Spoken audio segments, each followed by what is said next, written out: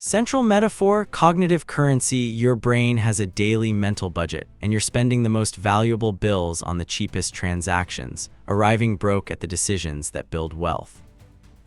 Multi-field synthesis, behavioral economics, ego depletion, Baumeister, plus neuroscience, executive function, cognitive load, plus systems engineering, environment design, automation, pre-commitment. Your discipline isn't the problem.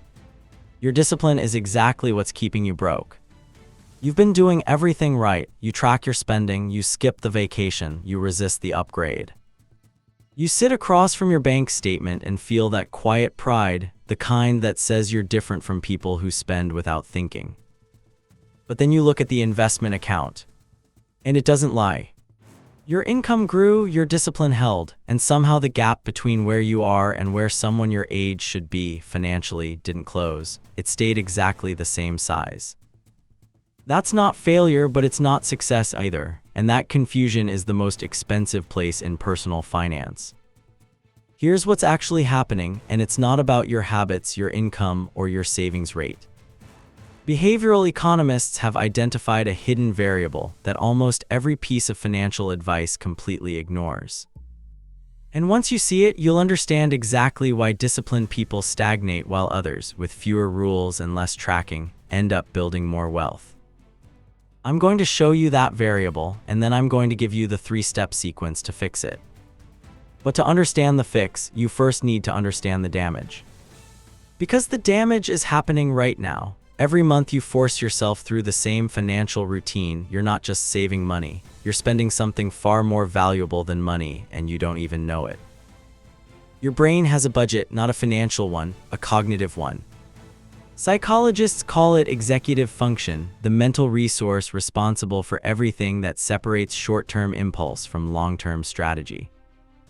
It governs your investment decisions, your salary negotiations, your judgment about when to double down on income and when to cut losses. It's the cognitive architecture behind every decision that actually builds wealth.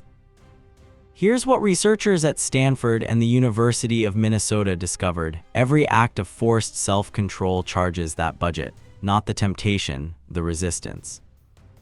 Every time you consciously override what you want to do, you withdraw from the same limited account. And there's no daily deposit. The account starts full in the morning, and every act of willpower draws it down. Now think about a typical disciplined day.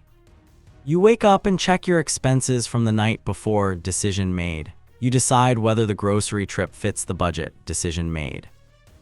You manually transfer to savings, review the balance, feel the friction of choosing not to spend. A decision after decision, each one drawing down the same cognitive currency.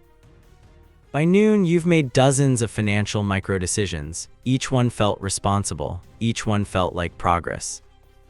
Each one cost you the same resource you'll need to evaluate that income opportunity that lands in your inbox at 2 p.m. Or the investment allocation review you've been putting off, or the negotiation you know you should initiate but keep delaying. You didn't delay those because you're lazy. You delayed them because you were broke, cognitively broke. This is the invisible math. Every act of financial discipline has a hidden price tag. And that price tag isn't paid in dollars, it's paid in the exact resource you need to grow them. Now here's the part that will fundamentally change how you think about wealth building. The people who actually build significant wealth, not people who talk about it, not people who track it obsessively, but people who actually accumulate it, they're not more disciplined than you. They're running a completely different system. Their savings transfer automatically before they see the paycheck. Their investment allocation moves without a single conscious decision. Their financial environment was designed once, months or years ago, and now it operates in the background while they focus on other things entirely. They don't have stronger willpower, they have zero need for it. That's not a small distinction, that's the entire game. And here's where it gets uncomfortable. Because if your financial system still requires daily willpower, if saving money is something you do rather than something that happens, then every month you stay disciplined, you're also staying stuck. Not because discipline is bad, but because the cognitive energy you spend maintaining manual control over low-value financial decisions is exactly the same energy you need to make the high-value decisions that compound.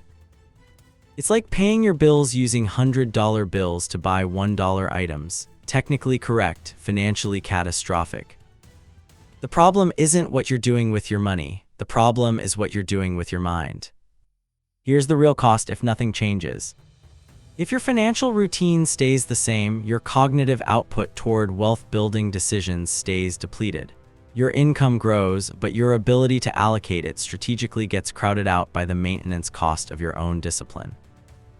You'll keep saving, you'll keep tracking, and 5 years from now, you'll still be looking at a number that doesn't move the way it should. The painful irony, the harder you work at financial discipline, the less capacity you have for financial growth. So what's the fix? It's not just automate everything, that's too vague to be useful. The key is knowing exactly which financial behaviors drain cognitive resources versus which ones cost you nothing. I call it the financial energy audit. 3 categories. Every financial behavior you have falls into one of them. Category 1, high drain, low value. Manual decisions you make repeatedly, checking balances, manually transferring savings, tracking daily spending. High cognitive cost, low strategic impact. These should be automated immediately and completely, not eventually, immediately. Category 2, high drain, high value. Decisions like investment allocation, income strategy, career leverage. These should happen on a schedule, once a month, once a quarter, never when you're cognitively depleted. Protect these decisions like your financial future depends on them, because it does. Category 3, zero drain, automatic. The behaviors of people who build wealth without thinking about it, contributions that move before the paycheck lands, investments that rebalance without asking for your permission, financial outcomes that happen while you sleep. The goal isn't to stop thinking about money. The goal is to eliminate the low-value cognitive load so that when the decisions that actually compound arrive, you're not arriving at them running on empty. Here's the 3-step sequence to get there. Step 1. In the next 48 hours, identify every financial decision you make manually and repeatedly. Savings transfers, balance checks, budget reviews that happen more than once a week. Write them down. That list is your cognitive drain map. Step 2. Automate every item on that list, not most of them, all of them. Remove them from your conscious financial life completely. Your savings should leave your account before you ever see them. Your investment contributions should happen on a date, not a feeling. Step 3.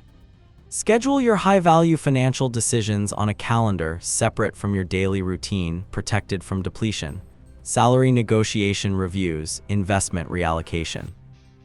Income growth strategy. Give these decisions your sharpest cognitive hours, not whatever's left over. That's the system. It's not sophisticated, but it works precisely because it stops wasting your most finite resource on your least important decisions. When your financial environment stops requiring constant willpower, something shifts.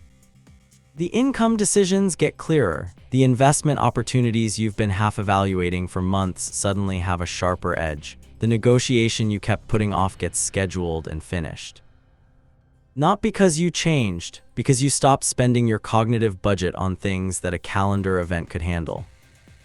The discipline myth says wealth is built through suffering, through daily resistance, through the quiet pride of saying no over and over until the numbers move. But the numbers don't move from saying no to small things. They move from saying yes clearly, decisively, energetically to the right big ones. And you can't say yes to anything clearly when you've been spending your sharpest thinking on decisions that should have been automated months ago. Your brain is the most valuable financial asset you have. It's time to stop spending it cheap.